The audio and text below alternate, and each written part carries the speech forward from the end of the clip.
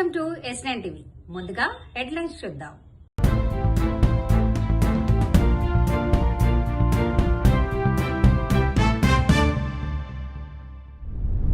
ముదిరాజు బిడ్డలకు ప్రతిభా పురస్కారాలు. బల్కంపేటలోని శ్రీ రేణుకా ఎల్లమ్మ పోచమ్మ దేవస్థానంలో ఆకస్మిక తనిఖీలు. అభివృద్ధి చూడలేక మాజీ మంత్రి ఆరోపణలు. డ్వాక్రా కబ్జా అక్రమాలు వైసీపీలో ఉన్నప్పుడు జరిగాయి.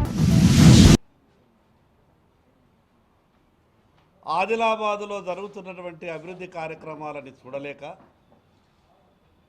కళ్ళల్లో కారం పొడి చల్లుకున్నట్టు అవుతున్నది. ఆయన రాదనుకున్నటువంటి ఎయిర్పోర్టు అసాధ్యం, అసలు ఆదిలాబాద్కు ఎయిర్పోర్టు ఏమాత్రం అవకాశం లేదని మాట్లాడినటువంటి సందర్భంలో నేను రక్షణ శాఖ సంబంధించినటువంటి అధికారులను ఒప్పించి, ఇటు రాష్ట్ర ప్రభుత్వాన్ని కేంద్ర ప్రభుత్వాన్ని ఒప్పించి వెనకబడ్డటువంటి ఈ ఆదిలాబాద్ జిల్లా కేంద్రం, ఈ ఆదిలాబాద్కు ఎయిర్పోర్టు కష్టపడి మంజూరు తీసుకొచ్చి దానికి అన్ని రకాలుగా అనుమతులు సాధించాలన్న ఒక తపనతోని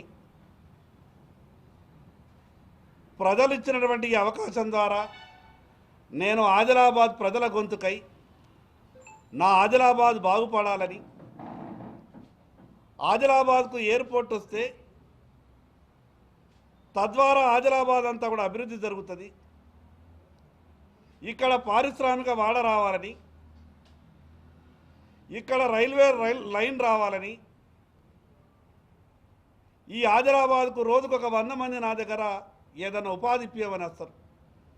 అటువంటి వాళ్ళందరికీ కూడా ఆదిలాబాద్లో పెద్ద పెద్ద పరిశ్రమలు వస్తే ఉపాధి అవకాశాలు మెరుగవుతాయి. నా ఆదిలాబాద్లో కనీసం ఒక 30-40 వేల మందికి భవిష్యత్తులో ఉపాధి అవకాశాలు వస్తాయని నేను గొప్ప ఆశతో తిరగరాని చోటుకు తిరిగి ఈ రాష్ట్రంలో కాంగ్రెస్ ప్రభుత్వం ఉన్నది. నేనైనా కూడా రాజకీయ భేషజాలకు పోకుండా అడుగడుగున అభివృద్ధి కాంక్షించేటటువంటి వ్యక్తిగా నేను అన్ని అనుమతులు తీసుకురావడానికి ఎయిర్పోర్టు మంజూరు చేసి నా వంతు ప్రయత్నాలు నేను చేస్తున్నా. ఇక కళ్ళల్లో కారం చల్లుకున్నట్టయితున్నది జోగురామన్నకు.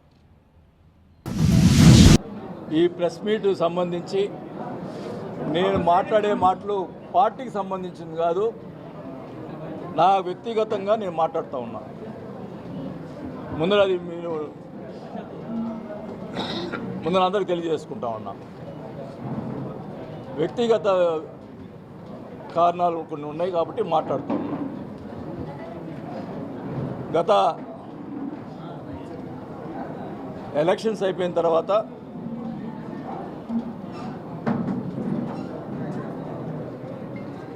నేను జనసేన పార్టీలో చేరటం జరిగింది. జనసేన అనేది కూటమికి సంబంధించిన కూటమిలో ఉంది కాబట్టి ఆ గురించి ఎన్ని మాట్లాడినా కూడా ఎక్కడ కామెంట్ చేయడం జరగల. అప్పటికి నేను కూడా ఎలక్షన్స్ అయిపోయిన తర్వాత నా మీద ఆరోపణలు చేస్తుంటే నేను చాలా క్లియర్గా చెప్పాను. చంద్రబాబు గారికి కూడా లెటర్ రాశాను. ఏమండి, ఈ రకంగా ఆరోపణలు చేస్తున్నారు, ఆ ఆరోపణలు కరెక్టా కాదా ఎంక్వైరీ పెట్టండి అని చెప్పడం జరిగింది. మరి అయినా కూడా అప్పుడప్పుడు వాళ్ళు మహానాడు మీటింగ్లో నా గురించి చెడుగా మాట్లాడారు. మొన్న ఒక లెటర్ ఎవరో రాశారు, వాళ్ళకు సంబంధించిన మనిషే, వాళ్ళ ఇంట్లో తిరిగే మనిషే లెటర్ రాస్తే అది కూడా హైదరాబాద్లో ఉండి అక్కడ నేను రాపించాను అన్నట్టుగా మాట్లాడాడు, ప్రెస్లోనే మాట్లాడారు. అప్పటికి మెదకులు ఉన్నా.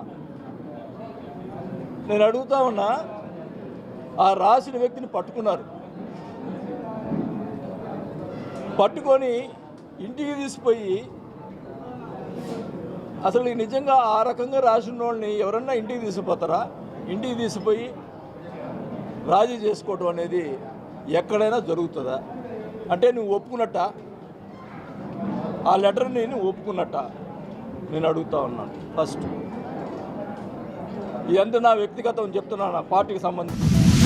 వెళ్తున్నాము. లాస్ట్ టైం వచ్చినప్పుడు మేము ఇప్పుడు అమ్మవారి దర్శనానికి వస్తే ఇప్పుడు దర్శనం కంటే పార్కింగ్ చేయడానికే బాధపడతాం. లాస్ట్ టైం నేను వచ్చినప్పుడు విజిట్ చేశాను, మళ్ళీ ఇప్పుడు కూడా విజిట్ చేస్తాను. దాంట్లో ఏం లోపాలు ఉన్నాయో చూసి దాని మీద కూడా చర్యలు ఇమీడియట్లీ చేయాల్సిన అవసరం అవును వాస్తవం. అదే మాకేముందంటే మాకు షార్టేజ్ ఆఫ్ ఈవోస్ ఉన్నది. మేము ఇప్పుడే ట్రాన్స్ఫర్స్ పెడుతున్నాము, డిపిసి ప్రమోషన్స్ వస్తున్నాయి, డిపిసి ప్రిపేర్ చేస్తున్నాం. అది అయిన తర్వాత మాకు కొంతమంది ఈవోస్ వస్తారు, అప్పుడు మేము వాళ్ళని మళ్ళీ ఒకరొకరు ఉండేటట్టుగా చేసే ప్రయత్నం చేస్తాం. తప్పకుండా చేస్తామండి. మేము టెంపుల్స్ మీద ప్రత్యేక శ్రద్ధ ముఖ్యమంత్రి గారికి కూడా ఉంది. వారు టెంపుల్ డెవలప్మెంట్ మీద ప్రత్యేక దృష్టి సారించారు. మనకు పర్యాటకులకు ఆకర్షించాలి అంటే మనకు టూరిజం, టెంపుల్ రెండు, ఈకో టూరిజం, మూడు కూడా డెవలప్ చేయాలని వారి కోరిక. ఇప్పుడు రాబోయే దాంట్లో కూడా మేము టెంపుల్ డెవలప్మెంట్ కోసం కూడా బడ్జెట్ లో కూడా కొంత ఫండ్ వారు ఇస్తానన్నారు. గతంలో ఎప్పుడు కూడా ఏ గవర్నమెంట్ కూడా అది ఇవ్వలేదు, వారు ఇవ్వడానికి ఒప్పుకున్నారు. గోదావరి పుష్కరాలకు కూడా ఇప్పటి నుంచే మాకు ప్రిపరేషన్ జరుగుతూ ఉన్నది. ఆ గోదావరి నది ప్రవాహక ప్రాంతంలో ఉన్న గుళ్ళన్ని కూడా డెవలప్ చేయడం, బాసర నుంచి భద్రాచలం వరకు.